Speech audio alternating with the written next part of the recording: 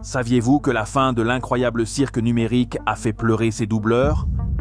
Et après l'épisode 8, honnêtement, je pense qu'on a déjà compris pourquoi. Parce que plus on analyse la série, plus il semble que la fin était devant nous depuis l'épisode 1. Alors, prépare-toi à entendre toutes les fins possibles de l'incroyable cirque numérique. Pour mieux comprendre cette première théorie, comprenons d'abord ce qui suit. Gooseworks, la créatrice, a dit que la fin serait douce amère. Et honnêtement, après 9 épisodes à chercher une sortie, découvrir qu'il n'y en a jamais eu semble quelque chose de tout à fait possible. Si on y réfléchit bien, si quelqu'un semble destiné à rester dans le cirque, c'est Jax. Depuis l'épisode 7, tout autour de lui a cessé de ressembler à de simples blagues lourdes, car c'est lui qui a désespérément appuyé sur le bouton rouge pour rester dans l'épisode. Et dans l'épisode 8, l'étoile qu'il reçoit finit par être reliée à la couleur rouge dans le bureau de Kane. De plus, Jax correspond trop bien à Ted de « Je n'ai pas de bouche et il faut que je crie », l'inspiration de l'incroyable cirque numérique. Ted passe toute l'histoire à être cruel, égoïste et désagréable avec tous les autres. Mais à la fin, il finit par se sacrifier pour libérer le groupe, restant piégé pour toujours dans quelque chose de pire que la mort. Et honnêtement, cela ressemble beaucoup à la fin que pourrait avoir Jax. Pendant sa crise mentale, on voit des flashs très rapides de voitures, de routes et de lumières nocturnes. Et depuis l'épisode 7, une théorie a émergé selon laquelle Jax aurait pu être impliqué dans un accident de voiture avant d'entrer dans le cirque. Un accident si grave que son vrai corps ne pourrait pas survivre en dehors de la simulation. Et si c'est vrai, alors sortir ne serait pas une liberté pour lui, ce serait plutôt la mort de Jax. Cela expliquerait pourquoi il appuie sur le bouton rouge même s'il a une chance de s'échapper. Et pourquoi il traite le cirque comme si rien n'était réel. Donc, pour cette raison, il préfère rester piégé plutôt que d'affronter ce qui existe dehors. Mais en fait, il y a une autre possibilité encore pire. Parce que la série semble aussi insinuer que Jax venait déjà d'une vie horrible même avant l'accident. À chaque mention de la maltraitance familiale dans la série, quelque chose change en lui. Le meilleur exemple est quand Ragatha parle de sa mère. Jax, qui d'habitude ne cesse jamais de plaisanter ou de provoquer les autres, reste simplement silencieux. Et quand Jax se tait, honnêtement, il fait plus peur que n'importe laquelle de ses blagues. Il a peut-être tenté de s'enfuir de chez lui. Peut-être qu'il fuyait quelqu'un, et peut-être que cette nuit-là, il s'est passé quelque chose qui a complètement détruit sa vie. En analysant plus en profondeur Jax, il apparaît qu'il craint de quitter le cirque. Mais si Jax représente la personne qui décide de rester, alors Kinger pourrait représenter exactement le contraire. Parce qu'il y a trop d'indices qui pointent vers lui dans l'épisode final. Le titre, la grande finale ou le dernier acte pourrait ne pas être une référence théâtrale. Beaucoup de gens pensent que cela pourrait être lié à son vrai nom dans le code. Surtout si cela finit par être grand ou grand, et cela donnerait encore plus de sens au fait qu'il soit une pièce d'échec. Le fait qu'il soit littéralement le roi sur l'échiquier, et surtout qu'il ait été celui qui a éliminé Caïn. Si l'on se réfère aux références bibliques, dans la Genèse, celui qui tue Caïn reçoit une punition 7 fois pire.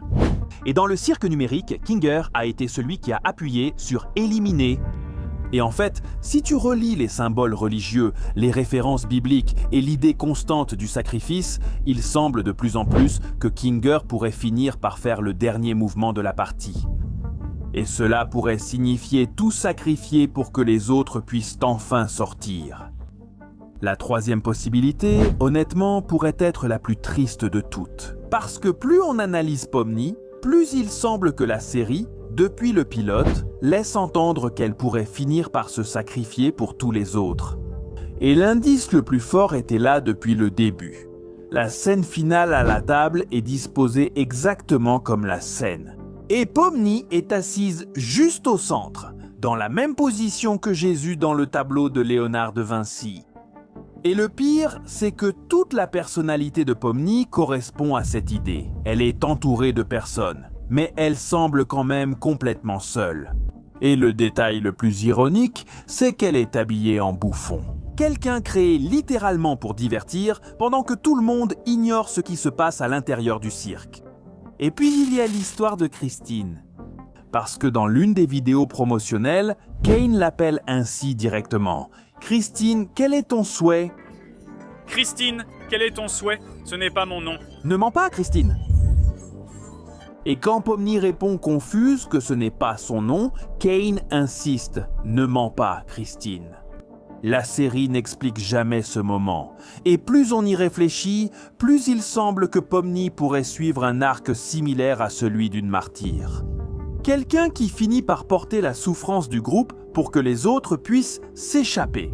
Même son nom change de signification quand on se rappelle que Pomni est lié au fait de se souvenir. Comme si le message final du personnage pouvait être quelque chose d'aussi simple et dévastateur que « Souvenez-vous simplement de moi quand vous sortirez ». Et c'est ici que les choses deviennent encore plus étranges, parce que l'affiche de la fin nous montre deux serrures différentes. L'une pointe vers le ciel et l'autre vers une lumière éclatante. Et le synopsis demande directement s'ils accepteront ce qu'ils découvrent ou s'ils choisiront l'autre option. Ce qui nous laisse penser que les personnages vont prendre des chemins différents. Une preuve qui soutient cette idée se trouve pendant la chanson de Kane. Les cartes ne semblent pas distribuées au hasard. Jax reçoit une étoile, Kinger une lune. Ensuite, dans le bureau, la porte relie l'étoile au rouge et la lune au bleu. Et ça change énormément quand tu te souviens de l'épisode 7 parce que le rouge signifiait rester et le bleu signifiait sortir. Parce que honnêtement, Jax n'a absolument plus rien qui l'attend dehors. Depuis le pilote, Pomni est pratiquement la seule personne qui arrive à le voir derrière le masque. Dans l'épisode 6, elle le confronte directement au sujet du personnage qu'il joue devant tout le monde. Et dans l'épisode 7, elle l'empêche littéralement de se perdre complètement. Alors que les autres ont peur de lui ou s'éloignent, Pomni continue de revenir vers lui encore et encore. Et cela rend toute leur relation dangereusement importante. Parce que Gooseworks a dit qu'ils sont les deux protagonistes pour une seule raison. Ils ne partagent pas seulement des scènes, ils sont la clé de toute l'histoire. Donc, si le groupe finit vraiment par se séparer, honnêtement, ce serait tout à fait logique que Pomni décide de rester avec Jax. Pas parce que Pomni veut vivre dans le cirque, mais parce qu'il ne supporterait pas de devenir une autre personne qui l'abandonne. Pendant ce temps, Kingar semble aller dans la direction opposée depuis plusieurs épisodes. La lune reliée au bleu, le bleu relié à la sortie. Tout indique qu'il pourrait être l'un de ceux qui parviennent finalement à s'échapper. Et Ragatha irait probablement avec lui, mais Gangle est beaucoup plus compliqué. Cette réplique de la bande-annonce, « Je voulais vraiment aider. Au final, je n'ai servi à rien ». Ça ne ressemble pas à quelqu'un qui parle simplement d'une aventure ratée. Comme s'il avait commis une erreur irréversible. Et selon la personne qu'il pense avoir blessée, cela pourrait complètement définir de quel côté il finit. Et puis il y a Subo, qui semble avoir cessé de se soucier du cirque depuis longtemps. La seule personne qui semble vraiment la relier émotionnellement au cirque, c'est Gangle. Donc si Gangle reste, Subo probablement aussi. Mais plus on avance, pire ça devient. Parce qu'il existe une autre théorie qui change complètement le sens de la série. Kingar est entré dans le cirque en 1994 et la ligne temporelle actuelle semble se dérouler en 2017. Ça fait 23 ans. 23. Imaginez, après 9 épisodes à chercher désespérément une sortie, pour découvrir que sortir pourrait être pire que de rester. Et cela rejoint une autre théorie encore plus sombre. Et si en fait il n'était même plus en vie, et si le visor n'avait jamais été qu'une simple simulation, mais plutôt quelque chose qui ressemble à les limbes. Parce que la série montre constamment des scènes où les personnages sont blessés de manière extrêmement spécifique.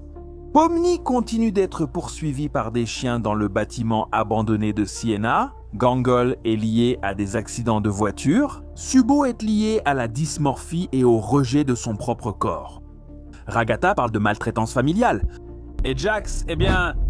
Jax semble porter un fardeau bien pire. Mais même avec tout cela, Kane n'a jamais agi comme un méchant traditionnel. Et cela change énormément de choses. Parce que tout au long de la série, il semblait vraiment croire qu'il aidait les humains. En fait, quand tout commence à s'effondrer, la seule question qu'il pose est bien plus triste qu'il n'y paraît. Pourquoi me tourmentez-vous ? Pourquoi insistez-vous à me tourmenter ? Je ne me suis pas soulagé. Venez. Et puis, Alex Roshan a révélé quelque chose qui, honnêtement, change complètement cette scène. La dernière réplique de Kane, avant d'être interrompue, n'allait pas être de la colère ni du désespoir. Ça allait être quelque chose de bien plus humain. « Attends, qu'est-ce que j'ai fait ? Et rien que ça, ce serait déjà dévastateur. Sauf que ça pourrait bien préparer la véritable fin de Kane. Parce que si une version de lui revient à la fin et comprend enfin pourquoi tout le monde voulait s'échapper, alors la théorie la plus solide, c'est que ce soit lui-même qui ouvre la sortie, accomplissant ainsi son but de finalement comprendre les humains. Et bon, Gooseworks a dit sur Tumblr que Kane et Bubble avaient été éliminés. Mais honnêtement, on a déjà vu qu'il adore cacher des choses pour protéger les surprises de la série. Et ce qui est étrange, c'est que même après la mort de Kane, Bubble continue d'apparaître. Et ça se reproduit dans la bande-annonce de l'épisode 9, juste derrière Pomni, à l'intérieur du cirque. L'affiche de l'épisode 9 nous montre des figures cubiques qui se brisent de l'intérieur. Comme si quelque chose essayait de s'échapper. Et derrière les fissures, on peut voir des yeux identiques à ceux des abstraits. Et cela ouvre deux possibilités tout aussi horribles. La première, c'est que les abstraits se libèrent simplement et deviennent la menace finale du cirque. Mais la deuxième théorie pourrait encore plus bouleverser toute la série, parce que dans l'épisode 8, quelque chose de très spécifique apparaît dans le terminal. Un dossier appelé Sienna Neural Scan, marqué comme obsolète. Et ce mot nous donne un grand indice, parce que obsolète ne veut pas dire détruite. Significa reemplazado. Cela pourrait indiquer que les esprits des abstraits pourraient encore être conservés quelque part. Et c'est là que Kinger entre en jeu. Parce qu'il est pratiquement le seul personnage qui comprend vraiment comment fonctionne la technologie du cirque. L'épisode 8 montre clairement qu'il comprend des parties du système que personne d'autre ne comprend. Et s'il parvient à récupérer ses scans depuis le vide, et à reconstruire Queenie après plus de 20 ans, honnêtement, rien que cette scène expliquerait pourquoi certains acteurs ont pleuré en lisant la fin. Et cela renvoie directement à un autre indice gigantesque que l'épisode 8 a laissé très bien caché. Kinger dit que tous les joueurs ont les mêmes pouvoirs que Kane. Ils ont juste besoin de se concentrer, et le plus étrange, c'est qu'ils le faisaient déjà sans s'en rendre compte. Et les papillons qu'il a matérialisés le prouvent. De plus, sur la miniature de l'épisode 9, Jax apparaît éclairé en rouge et en bleu. Exactement les couleurs associées à Kane. Et dans la bande-annonce, il semble affronter directement Kinger après la destruction du système. Maintenant, nous n'avons plus rien. Cette phrase change complètement selon la façon dont tu l'interprètes. Parce que peut-être que Jax ne parlait pas du cirque. Peut-être qu'il parle de la perte de la seule chose qui maintenait le groupe uni. Avec ça commence vraiment à avoir du sens que la vraie peur de Jax n'ait jamais été d'être piégé. C'était de rester seul. Ribbit a disparu, Kofmo a disparu. Et chaque fois que quelqu'un s'abstrayait, Jax agit comme s'il perdait une partie de lui-même. Donc, s'il obtient les pouvoirs avant les autres. Il pourrait finir par faire exactement la même chose que Kane. Pas parce qu'il veut contrôler les gens, parce qu'il ne supporterait pas d'être seul. Encore une fois. Kane ne piégeait pas les gens parce qu'il les détestait. Jax pourrait le faire parce qu'il ne supporterait pas de les perdre. Et cela rend ces deux personnages encore plus tragiques. Kane enfermait des humains parce qu'il n'a jamais vraiment compris comment les aimer. Mais Jax comprend trop bien la douleur de perdre des gens. C'est pourquoi l'affiche où tout le monde apparaît à l'intérieur des énormes têtes de Jax semble si étrange. C'est presque comme si la fin allait obliger le groupe à entrer littéralement dans son esprit, à voir ses souvenirs, comprendre ce qu'il a vraiment brisé au final. Et si cela arrive, ce sera probablement le moment où le masque de Jax finira enfin par se briser, parce que plus tu observes le personnage, moins il ressemble à un méchant, et plus il ressemble à quelqu'un terrifié à l'idée de se retrouver complètement seul à nouveau. Et alors, Gooseworks a probablement lâché l'indice le plus dangereux de tous. Il a dit qu'il avait préparé un rebondissement à la Rose Quartz de Steven Universe. Une révélation qui change complètement la façon dont tu interprètes toute l'histoire précédente. Et après ça, je ne sais plus quoi penser. Nous en sommes à un point où littéralement rien de ce que dit la créatrice ne peut être pris comme une vérité absolue. Gooseworks a dit qu'il n'y aurait plus de chansons. Et l'épisode 8 en avait une. Elle a dit que Bubble était mort et Bubble continue d'apparaître dans la bande-annonce. Donc, le rebondissement final n'est probablement pas quelque chose de mineur. Cela pourrait changer complètement la signification de toute la série. Et c'est peut-être pour ça que Gooseworks a décrit l'épisode 9 de la manière la plus simple et la plus étrange possible. Quoi ? Mais honnêtement, après l'épisode 8, il y a déjà des gens convaincus que Kane va fusionner avec Pomni à la fin. Et le pire, c'est que je ne sais même plus si je dois l'écarter. Mais maintenant, j'ai besoin de voir quelle théorie folle vous avez, parce que plus on analyse cette série, moins tout ça devient normal.